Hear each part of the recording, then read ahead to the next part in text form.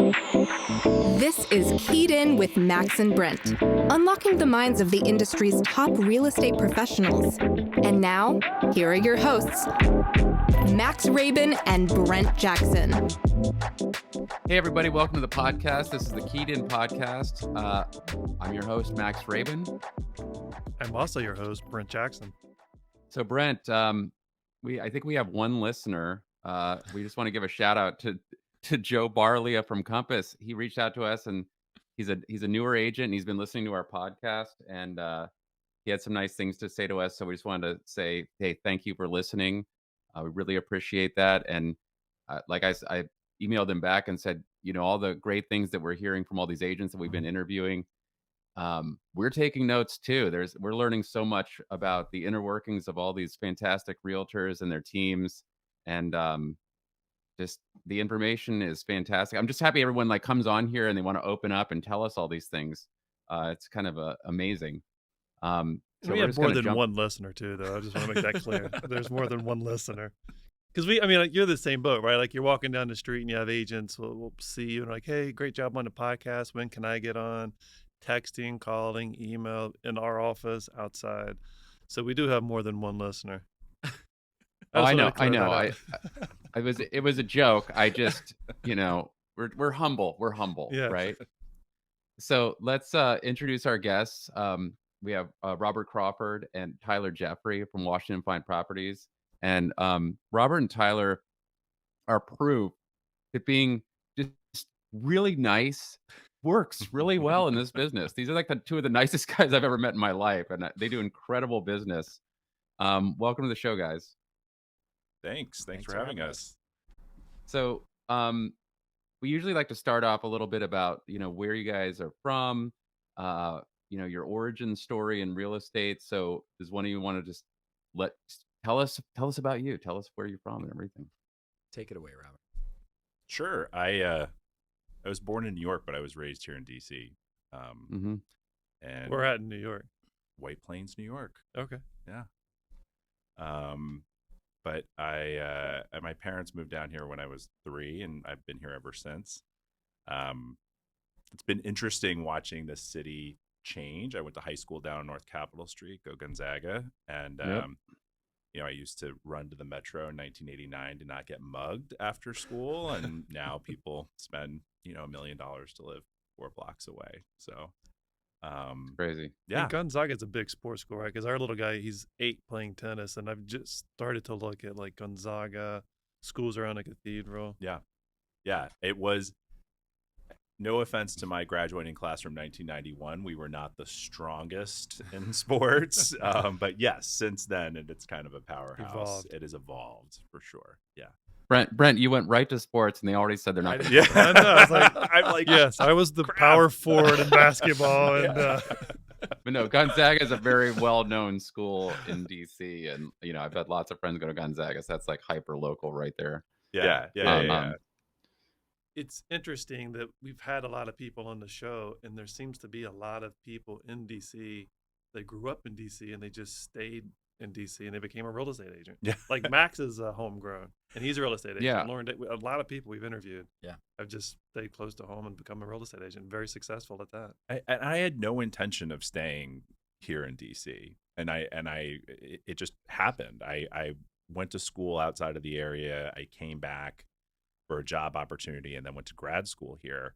I got into real estate as a third career, so I had no intention of becoming a real estate agent necessarily until my now husband and I had a couple of investment properties, and I was like, I can do this myself. And I had an interest. Like, you have to have an interest to start with, but I wasn't going to pay someone else to manage it and weave our way through. And so I ended up getting licensed, and I thought, well, this wasn't that hard.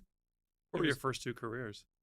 My undergrad was in finance, so I worked for Circuit City and their corporate headquarters in the heyday. Interesting. Building stores around the country, and I love that's such a throwback to Circuit City. Oh, I picture the ad where the plug with the plug coming down. Yeah. Mm-hmm. So I was there, and then I came up here and I worked for Booz Allen. I was a consultant, a financial consultant. My MBA is in marketing. So when I left Booz Allen, I actually worked for Reuters as a financial analyst because no one was hiring marketing folks back in 2000. And then 9/11 happened. I actually worked for Reuters on 9/11. It was kind of bananas, kind of working for a major news organization. Was there for a few years and then eventually made my way into online advertising and marketing with what I thought was going to be my AOL ticket, right? Like I had a bunch of local friends that had started out with AOL and made it big. And I started work for this online marketing and advertising company. It kind of blew up really fast until it didn't. And then it tanked. And I was, I had just gotten licensed. So I'd gotten licensed on, in the evenings to manage our rental properties, and my company imploded and they were like, here's your package. Good luck. Wow.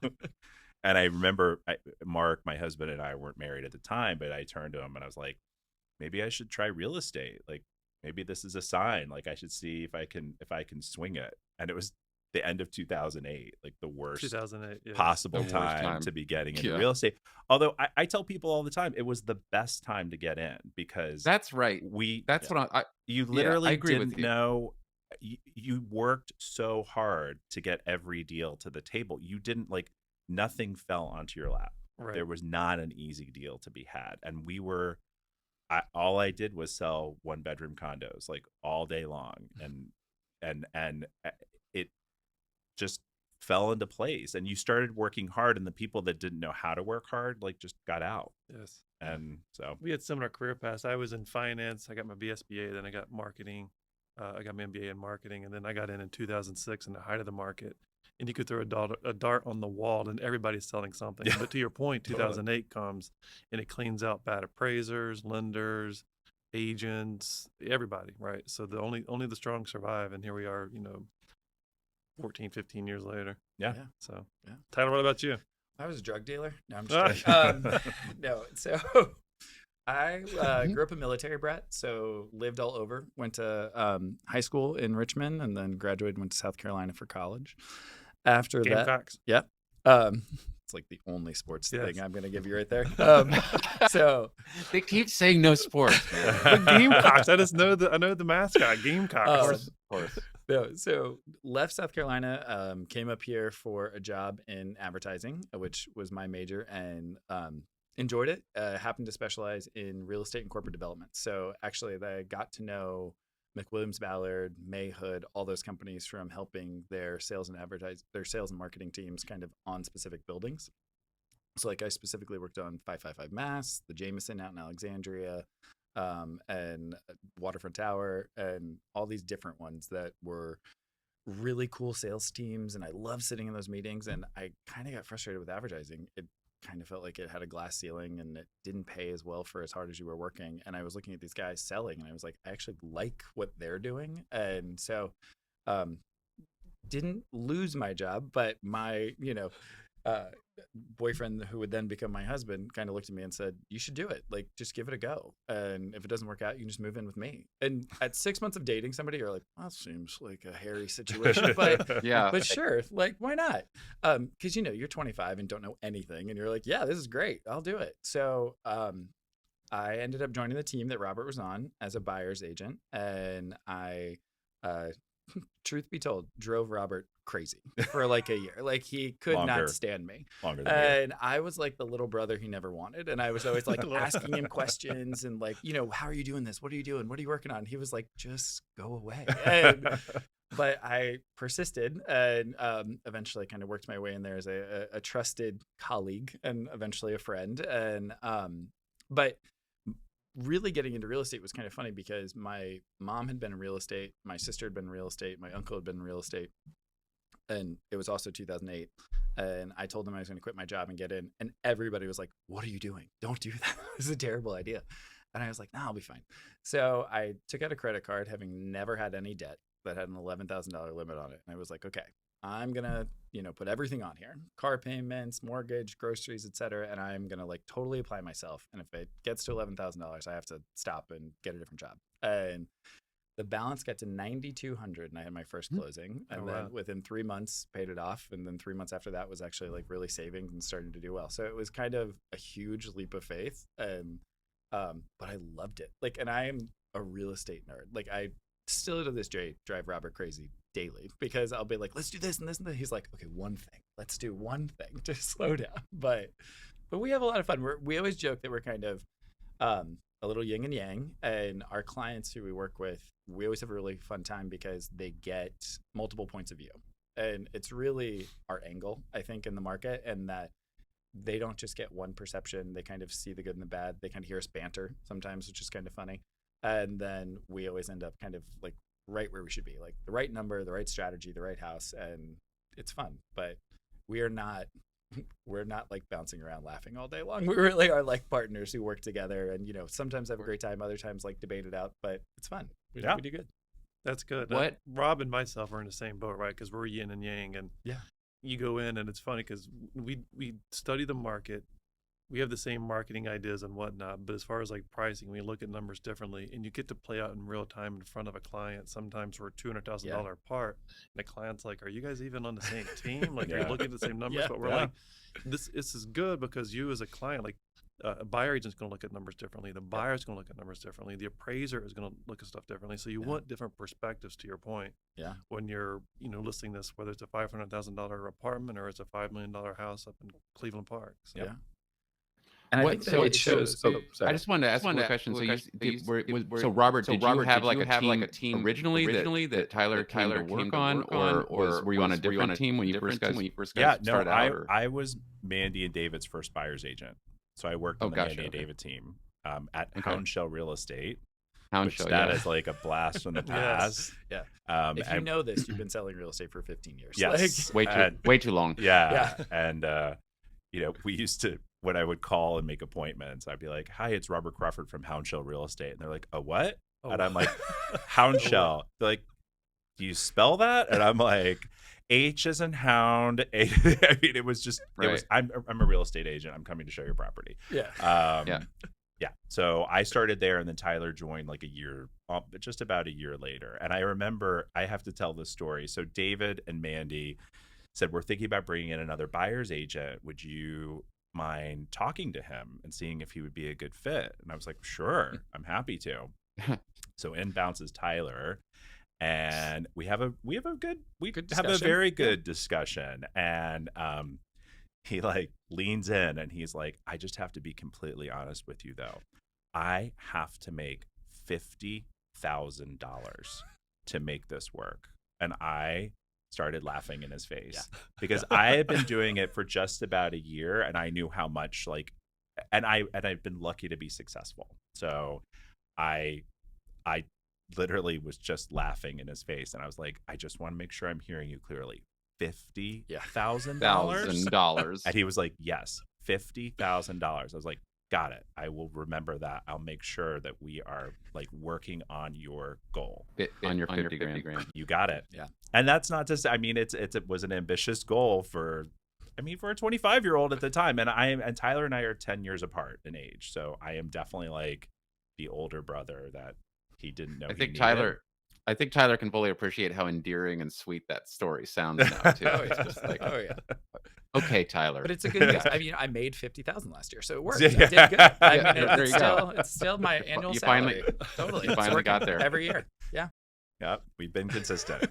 So, well, it's hard, like your first year, because you're learning the landscape, who the key players are, agents, lenders, building your vendor book, and where to find a lockbox, where to put on the lockbox. I mean, it's struggling. I think I made $16,000 or something in my first year. It's like it's difficult. And I moved from here to Washington D.C. from West Virginia, not knowing anybody within like a 200-mile radius.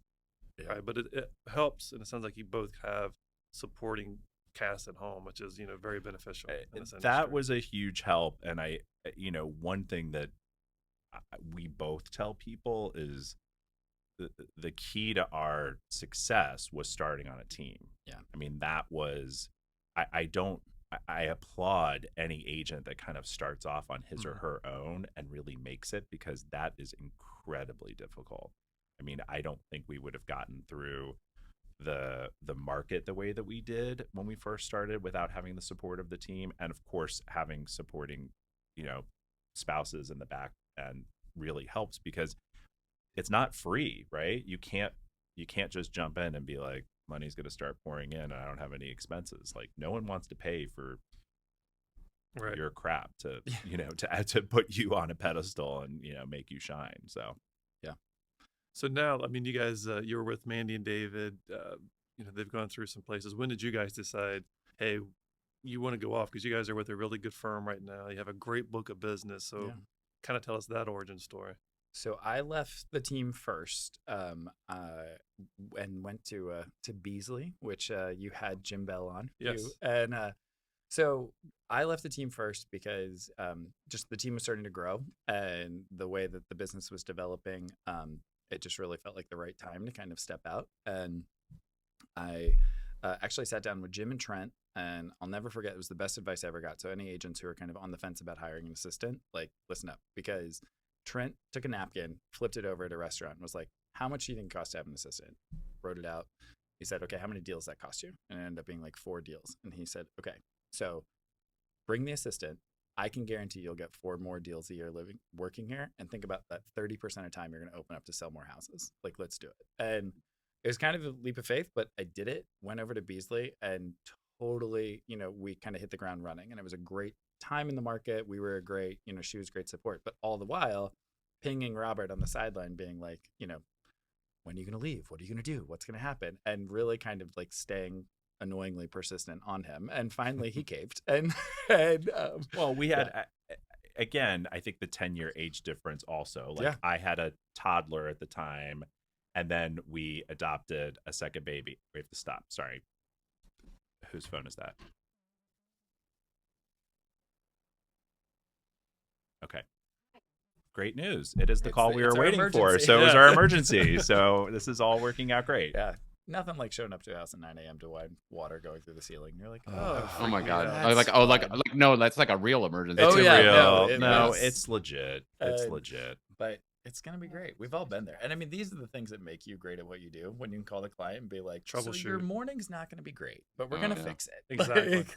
And let them and really let them know, like, we got this. Yeah. Like, you're 1,000 miles away. We understand this is going to be super stressful, but like, we will be your boots on the ground and we can make it happen. Yeah. And I mean, I've talked to and I've talked to the seller a bunch of times, obviously, this morning since walking into the house, and she's just like, I don't literally know what I would do otherwise. And you're like, and that's why we do this job. Like, there are moments. It is not about the fact that we are eventually going to get to the settlement table and sell this house, although it's important. It is about the fact that, like, she's never going to forget, like, what we were able to do to kind of solve this problem. And like, we hope that will, you never know how that will parlay to anything else. Yeah. Are they on there? Yeah, I get it. Great. Perfect. Okay. No, that's what makes it rewarding. I think that's what you tell in your next listing appointment. It's like, these are the things that we do. You can get your Redfin or your fly-by-night agent, but if you have a situation like this, you're not going to get the type of service that I can provide you. Yeah. And Redfin's not going to have a contractor there in 25 minutes. And they're not going to have like their insurance adjuster friend on the phone being like, what path do we go to make this happen the right way? And like, and no offense to Redfin, but you're not. So and we just think outside. True. It's thinking outside the box, right? Because you sit there and you're like, all right, I can panic. I can look at the situation. I can watch the water pouring down through the ceiling into the basement, and like the floors are buckled everywhere. And you're like, or I can just step back and say, like, all right, what do we have to do to solve this problem? The first thing is we've got to get the water off. Like, how do we get the water off? And then what's the next step? And I think that luckily we were there together with our contractor, so we could kind of do stuff on the fly to kind of mitigate some of the damage. I don't know. I think a lot of people, I was literally thinking in this house today, like, okay, I know agents that would walk in and just start crying. Like, they would just start like literally having a full-blown panic attack and not knowing what to do. And you can have like 25 seconds of panic. And then you've got to be like, I know what I'm doing. This is my job. I can solve this problem. How am I going to do it? Right. Like, that's the key. But Robert, you have experience with, like you said, you have. Do you still own investment properties? No. For just this reason. Because you do not want these calls. Yeah, you know what? The interesting part of having investment properties, and I know for a lot of people, like it's a really great passive income source. It was great until it wasn't great, and that's normally based on the client or the tenant and the age of the property, right? So, we ended up selling one investment property because we wanted to buy a house, so we wanted the equity out of that. The second one we held on to for a while because the tenants were great and it was very little work and it was a good return until it wasn't. And we just had unfortunate tenants that were in there that just absolutely didn't maintain the property at all because they just kind of felt they lived in a hotel. And it became, I mean, even for me with kind of a black book of people that I could go and get to fix things or do what have you, it was all the time. And I was like, I'm done. I'm out. This is not worth it. So. Yeah. I spent, like earlier in my career, I read Rich Dad, Poor Dad. This is when I was like, still in my 20s. This is before 2008 too. So I was just like, oh, it's so simple. I'll just buy investment properties and they'll make money and I'll be rich. Like I literally just read the book and thought this. And then, if you may recall, it was very easy to get loans back then. So I would literally just say, I'm going to go buy this condo, and the loan would be there, like literally 100% financing or 120% financing. Sure. And you're immediately underwater. You're not really making money. But I held on to some of these properties for actually quite a while, like over 10 years, just like babysitting tenants and bullshit repairs. And, because I was just like determined. I was like, well, these are my things. I own these. And I got the same vibe eventually. I was like, this whatever. It's a routine, and then the turnover of the units, and I sold almost all of them. I don't know. I still like the whole model of the investment property. Obviously, I still own a couple, and those ones are doing just fine, and I'm very careful about tenants and everything. But I feel you, man. It's like. Like I have a job here. This is a real job. Yeah. Being a realtor is all day, every day. So that kind of stuff is also a real job. And I give all those investors, major credit. Yeah. But Max, don't you think that like practical knowledge now is so invaluable? Like how much money have you earned off of like being able to help people like forecast, like, hey, if we're looking at a property like this is an investment, there's some things to be aware of, and like how that just kind of cascades out, right? Like then it's like, Max is not only an exit advisor here, but he saved me money. He helped me this way. I think, as agents, a lot of people think like my job is just to like open the door and get them in there and answer their questions. But I think your clients are looking to you to have like real life practical things that can really be an advisor. And I think agents who approach it as an advisory role and kind of thinking like, I'm going to be with this person for 30, 40 years, however long I'm in the industry, that is one of the biggest keys to success. And it's so frustrating when you look at a young agent who they kind of have all the pieces, but like they're just so focused on the deal, and you're like, you gotta start thinking bigger. You gotta look a little bigger. I'm always amazed at some of the younger agents that there are some really sharp younger agents. When I say younger, I think like maybe late 20s is still like pushing the envelope of, I don't know. I for me personally, I'm not saying I wouldn't hire an agent who is in their 20s. Maybe if I was in another jurisdiction or something looking for a property somewhere, but it's like, you're right. The life experience, like the BS that you have to literally go through in your life as an agent and as just an adult human being. I mean, that feeds a lot into real estate because real estate is very complicated. It doesn't, totally. I wish it wasn't, but it's very complicated. So when you talk about the age thing, when I went out on my own, I was 28 and, all the while hoping and planning for Robert to come along too. But it was a huge turnaround away of reception from certain price point clients when I had Robert in the room with me versus being in there by myself, because though you would never believe he's 10 years older, he would certainly I didn't know. I didn't know that. Yeah. I thought you were almost the same age. I'm not kidding. I don't know if that's insulting. I was like, someone's offended in that comment. But, you know what? Just leave it in. Leave it in. Go back to sports. Yeah, exactly. You're doing better there. But I mean, it was truly a real thing, because then they would come in and Robert was like a great advocate for me all the time because clients would, say, oh, thanks, Robert. And he'd be like, that was Tyler's idea. Like, this is Tyler's strategy. And so younger agents, I mean, the ageism is a real thing. And you really have to like not let it get to you. You can't get too big chested about it. You just kind of got to like buckle down and keep going because you're right. Like, Max, your first impression would be, do I want to work with this like 26, 27-year-old? But if they answer that one question right, or they have that one bit of follow-up right, or they have that one bit of due diligence that really kind of sticks with you, you'll give them a shot. And that's what people like that are younger that feel like they have all that it takes. Like, you got to work a little harder. You got to prove yourself a little bit more. And like, that's just the name of the game. Like, right. Were you smart? You were smart too. At 28, I think it was 28, you brought on your first admin, right? So to me, that triggers, you're treating this like a business where a lot of people, they treat this as a hobby.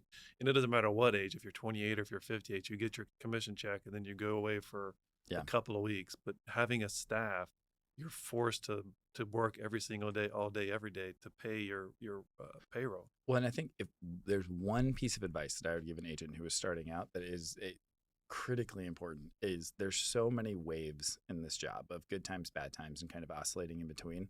And every commission check, pull out those taxes. Every commission check, like build your budget for the year and figure out, like, generally speaking, kind of what you're going to spend. Because if you can really treat it like a business, like, you will survive no matter what. It doesn't matter if, next month you have no sales, because you'll be prepared. So like, bringing on the admin, like, I made sure I had an entire year's salary banked for her so that way, no matter what happened to me, I wasn't stressing about paying an employee. Right. Yep. And that lack of stress just allows you to be such a sharper agent for your clients because you're not worried. Like, you're not focused on, oh my God, I have to get this deal. And like, I can't even tell you how quickly you can see a client spot desperation. I mean, my favorite thing at that age was I was able to be so confident because I really did run it like a business. And when you would see that agent coming in who you knew was going to be your competition, but also like doesn't run their business the same way, I was like, I got this, because like they're not going to be as like cool and collected because they need the commission. They need to make it happen.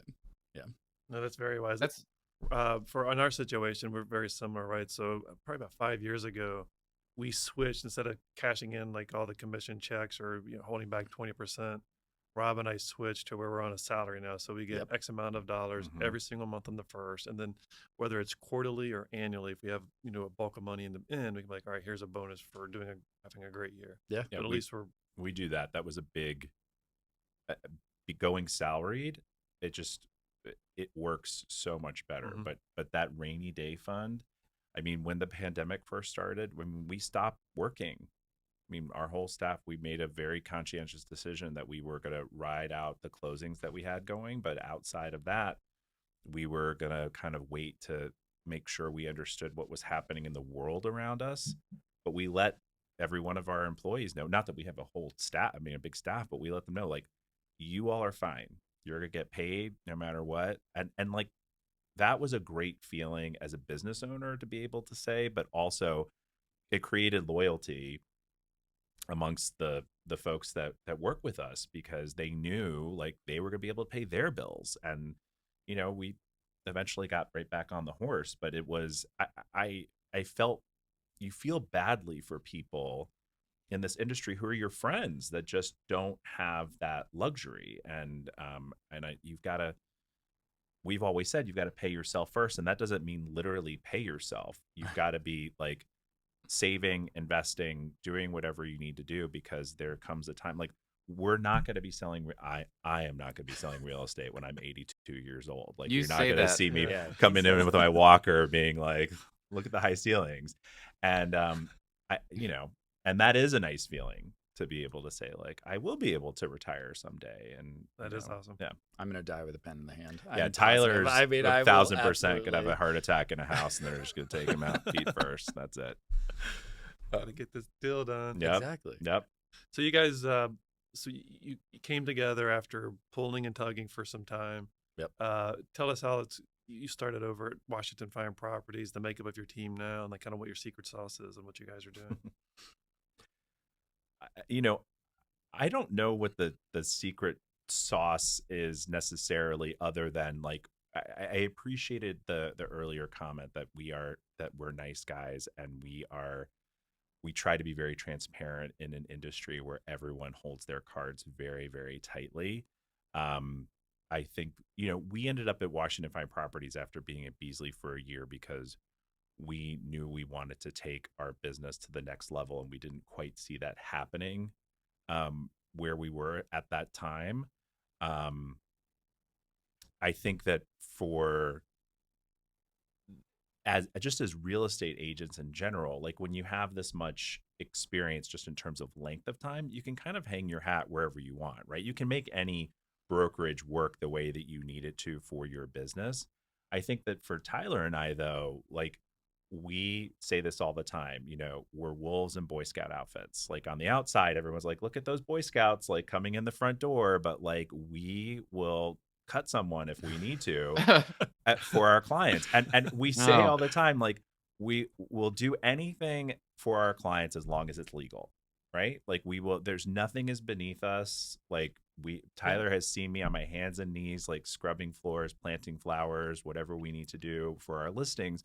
But at the same time, for our buyers, like we work really hard and we're very defensive of their position when submitting an offer on their behalf. But we also believe in transparency.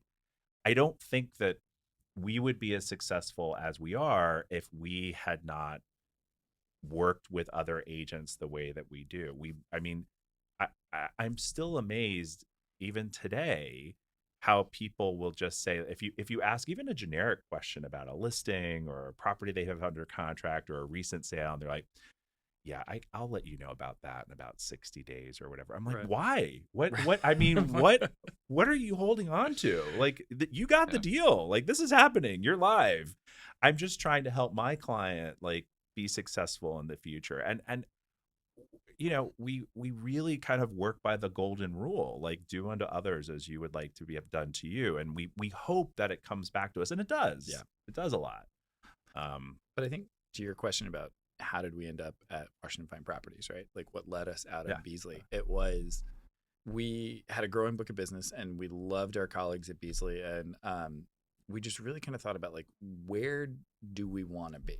And I think going back again to kind of like the younger agent reference is like you get in a rhythm, but you think it's good, this is going to last forever, but like you got to be realistic about a business and running a business and saying like, okay, well, where are we going to be in a few years? Like your clients are eventually going to stop having kids. They're going to start to have forever homes. They're going to start to do that. So you needed to be in the right venue to where you could provide not only access to the inventory they wanted, but also get collaboration and ideas and input from agents who had experienced it. And it really offered kind of that perfect mix for us of where we were in our career to say like, okay, we've got this solid book of condos, townhouses downtown, and everybody is starting to sprinkle up and out of the city. So where can we go that'll best support that? Because we don't want to lose these clients. Because we tell our clients forever, like once you're with us forever. We're not going to just help you buy a house. We're going to help you own a home and really kind of take full or weight. Robert will cut you. Or Robert will cut you. That's right. Yeah. And to all the agents out there looking to take our clients, we're going to just know I have a shank on me at all times. But yeah, and Washington Fine Properties has been a great tool for our business in learning so much about a different end of the market that we didn't participate much all those years ago when we joined, and now luckily we do. And I think, for agents, you got to think about, where can I really service my clientele best, not just where am I comfortable working? And, that answer might not be where you are. And if you're really running a business, then you got to make those decisions. Yep.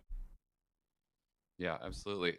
So tell us about your team now. How many people are on your team? What's the makeup and how are you running things?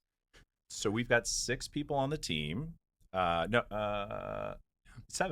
We have 7. Sorry. Tyler and I kind of as the chief poobahs. There you go. And we have 3 buyer's agents and 2 assistants. So we have 1 assistant who is in-house here in DC, and we have a virtual assistant who does all of our processing offsite, who used to work for the team, and then her husband dragged her away for job purposes, and we were like, "You're never out of our web." And we were hesitant. Yeah, we were hesitant at first to have someone working virtually, but it's worked out, knock on wood, really great. Yeah. So I think COVID's been a game changer for that. 100%. Like good and bad, right? Like sometimes you want your people to come in and they don't want to come in, but in COVID world, even going into post-pandemic here, we're going to see people being able to work remotely from wherever. Yeah, totally. Yeah. And I think we all. Oh, sorry. Go ahead. Sorry. Go ahead. no, I was just saying, again, into like kind of the secret sauce thing. I think for teams, it's really an interesting landscape of huge teams, small teams, partnerships, like how there's so many different ways to organize it. But I would say, I think the way that we're doing it has had a lot of success because, one, we value all of our team members. We tell them all the time, we're not your boss, we're your teammate. And that gives a lot of power to being able to think and feel like they can ask questions and that there's not a hierarchy, and kind of creating that even playing field. It inspires people to work a little harder and that they deserve a seat at the table. And also, you have to pay people fairly. And agents out there with teams and who are looking to have big teams, you are not going to take so much money from somebody that you're not going to have to work anymore. Like, you're still working, you're still a part of it. And like, you want them to feel like they're earning, because when people are earning and they're able to enjoy their life and enjoy where they work, they want to stay with you. And that is always our goal, is to have like the most fair place to work where you always feel like no one's being taken advantage of and like your input is valued. And so it's a really important thing for us. I mean, and I hope others would do the same for their teams. Are you guys capped out? I mean, are you guys comfortable where you are? It sounds 7 is probably the right number. We always said 6, but we shimmied on that a little bit. So for us, it is. So how are you operating with your buyer agents? I mean, you guys obviously are the listing agents for the properties that you're listing on your team. How are you utilizing the buyer's agents in terms of, like, I know you guys definitely work with your own buyer clients as well.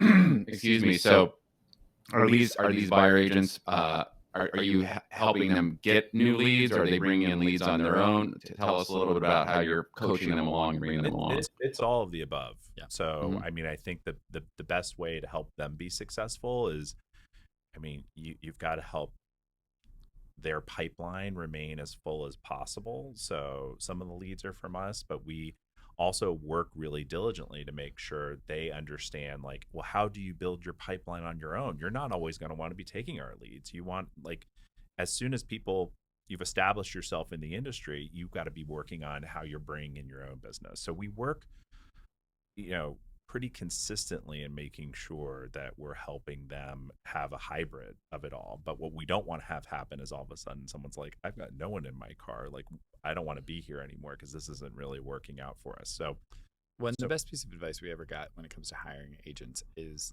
you cannot teach ambition. You cannot help somebody develop drive. They have it or they don't. And so while you might meet somebody that you think is great and they've got a great sense of style and they, have that knack for spotting good properties, if they don't have the drive to get up every morning and be like, what am I going to do for my business today? Don't put them on your team. Yeah. You're just going to be feeding a baby bird for the entirety that they're there. And you remind them, like, this is our full-time job. So it needs to be your full-time job as well. Like, we did not bring you on as a part-time player. We brought you on as a full-time teammate. And so even if you don't have showings that day or you don't have a listing appointment or whatever it is, like, your day starts at 9 or 10 whatever in the morning, and you have a day. Like, there are things that you can be doing every day to grow your business, and we're not standing right over them saying, like, what did you do today? But it's just, you give them the structure in order to kind of create the business that they want. And you have to lead by example. Again, as a good team lead, they need to see that you're working on your business, that you're out there, that you're staying busy. And if you don't close every deal, what'd you learn from it? And I think, I have to give a shout out to Pam Y. Pam Y doesn't know this, but she taught me one of my most valuable lessons in real estate ever, where I early on had interviewed and I didn't get the buyer, and I asked for the feedback, which again, you should always do. I, emailed them and said, thank you so much for the opportunity. I understand you're going a different direction. That's great. If I could just ask you to share what made you pick that agent over me, I can only get better if I learn. And she mentioned that Pam spoke about resale and rentability. And there has never been a meeting that I have taken since then where I don't talk about resale and rentability and its importance in kind of considering a property. And so, you always have to be receptive to what's learning. And those failures, there's always something to learn there. And you have to be able to pick that stuff up and not get angry about it, but just be like, great, okay, that won't happen again. We're gonna learn from it. And so that's great advice. I just wrote that down because this is what I'm talking about. Like we do this podcast, and there's always like a couple of things that our guests say where I'm like, obviously, Right. you know, It's like, Reselling and rentability. I love that. Yeah, I like that too. So your book of business, can you share with like, I know for our group, like 80% of our business comes from past clients, referrals, and flyers in some sort of fashion, 20% from other avenues. But do you guys know where the bulk of your business is coming from, and tell us like how that's working? It's probably 90% from past clients. Okay. Very little from marketing or, marketing or advertising that we're doing. I mean, and there will be the occasional, through an open house pickup, but which is Tyler's specialty. I mean, if I'm hosting an open, I'm leaving with somebody. Like, I mean, it's like when you're in your 20s and going to a bar. Like, I'm not going home alone. So somebody is coming with me, and we're gonna buy a house.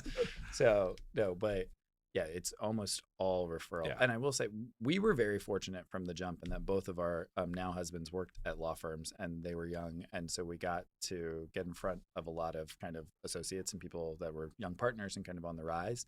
And so that was a huge kind of influx of business. So, essentially, if you went to like Yale Law School in 2006, I've worked with you. Like, I mean, it's like there are so many nice inroads there, but that all just goes back to like everybody has a sphere. Everybody has a way to strong sphere garner and build business. Yep. You just have to look and say like, who do I know and how? And if it's not the clientele that you ultimately want, that's fine. We'll learn on it, get better there, and gain the experience so that you can go after like who you actually want to work with.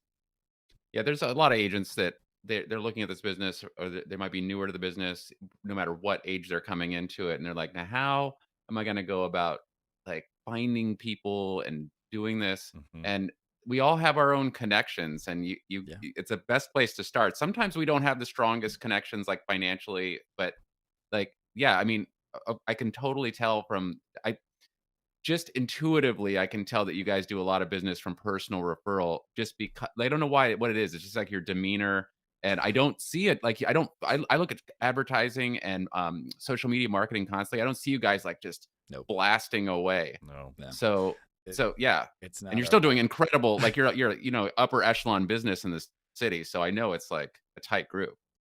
Well, I would, to agents, I think the other thing is like, stay humble. You never know where your next deal is going to come from. My first $1 million sale came from somebody who bought a $295,000 studio. Her college roommate needed a house, and dad said, well, it's got to be a good one. And so but that's where it came from. So like, don't scoff at anything, especially if you're starting out. Like, you got to take them all. So what are you guys doing to stay in front of the clients then? So you obviously you do a phenomenal job getting them to and from and through escrow, but after the closing, like what are you guys doing to stay fresh in mind, top of mind? As Max mentioned, if you're not on social media or whatnot. I think this is where my background in advertising and Robert's background in marketing, and we fortunately have a team member who's also in PR, really comes into play, because we have a firm belief in like, don't just reach out and touch people to touch them. You actually have to provide quality information, and there has to be a reason to speak to them and have some sort of interaction. So any kind of follow-up that we do after the fact, anything that we're doing with clients after closing, there's always a reason. And it's not a refrigerator magnet. I'll tell you that. We don't do any of that. But a calendar. No, there's no calendars, which if you're doing that, great. I hope it works. But no, I mean, I was going to say, we do things like on their 1-year anniversary of closing, they get a note from us, like happy home anniversary. We do, and everything is very, like Tyler said, it's specific. So you're not touching the same person over and over again. You are sitting down and you're looking at 15 or 20. So we delivered 15 pies per agent at Thanksgiving, and it was in person. So even if you only had like a 2-minute conversation, like I just wanted to, wish you the best this holiday or what have you, like, and it was phenomenal. You can't even imagine like the reaction that you get from people who you haven't seen necessarily in years. But as Tyler says, like once you're in the car, you're in the car. Like we lock the doors and you don't get out. So like we're driving around a giant semi truck full of clients that are never ever getting out, and there is that value add, and it is, if a client has a baby, like we always send a jelly cat, and we don't always necessarily know when clients have babies. You hear it from a friend, and they'll be like shocked. They'll be like, we can't even believe like you knew we were pregnant. And we're like, we know everything. Like you are always in the car, and it's not in a creepy way. It's in a way like we want you to know, like when that baby gets a little bit bigger and you all are like, gosh, I really wish we had some outdoor space. Like our numbers haven't changed. You know how to reach us. Well, and we're going to take it a little more graduate level real estate. So for kind of more experienced agents, this is something that we use as a tool that hopefully could be helpful. But we essentially created a more business structure to our team in a way of like people have set roles. And in part of that was identifying core values of the team, kind of your mission, kind of, all of those things. And one of the things we did was we defined our market. What does somebody we work with kind of look like? And the rule generally is like you want them to meet like 80% of the criteria. And it's a really great way to be able to say no to business. But what happens when you do that is now everybody you work with kind of shares a common thread of like a demeanor or an appreciation for authenticity or whatever your criteria is for your clients. So those outreach become so much easier because that broad strokes, everyone's going to appreciate this. So it's just a matter of like deciding who we're going to reach out to that time. And I think, again, this is kind of later in your career when you can do that, when you can be a little more selective on who you work with and not in any fair housing way, just simply in like a who can I service best. Right. But, that is something where I don't think a lot of agents really take the time to kind of identify like who do I work best with and kind of focus your energy and effort there. Because if it's easier, if every time they call you're sighing, that's not the client you want. Like just fire them or give them to somebody else. Like get out of that. But like it shouldn't be like that. And I mean, I've driven Robert crazy with this because my entire mission is I want work to be fun and I never want to go to work. And he's like, sometimes we have to work. I'm like, it's gotta be fun. And like, it's fun when you like the people that you're working with. And I think that I'm going to stop you for 1 second. I think because Tyler, who was going to say nothing, is like, let me. I'm not going to speak very much today. Our range last year went from $259,000 to almost $5 million, and our mantra has always been every price point, every neighborhood, and if you keep that in focus, the business will come to you. You have to be an expert in real estate. We are not an expert in Cleveland Park or in Chevy Chase or in McLean. We are experts in real estate. And I think that when you know that going into it, like there's always business. You never have to look for it. Yeah, that's very well said and great insight. Yeah. It's also funny to talk about this with you guys because like to the listeners that don't know you guys, like your businesses are huge and amazing and you guys do incredible things. So it feels kind of funny to be like, yeah, this is what you should do. It's like clearly you're doing when it. Tyler's like, let me tell you about graduate real estate, Brent. And you're like, yeah, I've been there and I've got the degree, but thank you. Yeah. No, we all learn from each other. It's like, and we all work very similar, right? Like you just mentioned, like we're experts in real estate. I say the exact same thing. I'm like, anybody can open a house and show you the house, right? Totally. Like I'm not selling you because I'm not living here, but I am an expert in negotiation, right? I'm going to get the best deal for you, whether it's Chevy Chase, Cleveland Park, Capitol Hill, all points in between. Like that's why you hire me, is to get you the best deal possible, whether listing or buying. Yeah, 100%. Like this is no BS. Like from me doing this podcast and listening to you guys and our other guests, I take it like, I mean, I'm obviously I'm trying to host a show and interview you guys and I'm interested in what you're saying. And even though, yes, we're doing the same business and I do have a lot of the same kind of experience and I'm doing the same things on a day-to-day basis, I'm literally not lying, like always fascinated to hear how other agents speak about it and come in here and open up about this in this venue. It's just interesting to me. And even though we could say like, oh yeah, this, the way that deal went, and you'd be like, oh, I had another deal.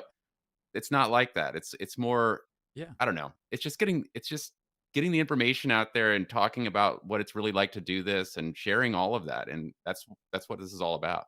Yeah. So this is like a million years ago now, but you guys know Jane Fairweather, right? So Jane was at Coldwell Banker and Mandy and David moved the team to Coldwell Banker for a time before they were at Compass. And I would go to like anything that they hosted, right? Like a seminar and whatever. And she led a seminar on marketing and the room was packed. There's probably 100 agents in there. And one of the agents asked a question like, Jane, aren't you nervous to share your secrets? And she was like, no, I could do this every day. 100 people, one of you might actually do what I'm telling you. And it was just so true. And we tell people what we do all the time. And they're like, do you want to share that? And I'm like, I'll tell you what it, and it's just amazing because the information's there for everybody to get. It's the execution. Yeah. It's the actually doing it.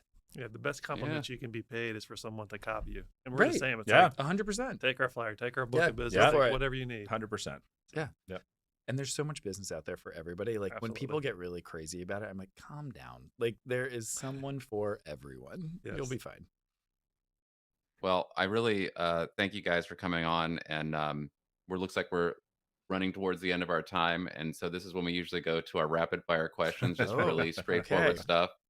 And Brent's gonna hit you with those. All right. Rapid fire. So what is your guilty pleasure? Both of you. True crime podcasts. Okay. Cars. If anybody knows me, I've had a lot of cars.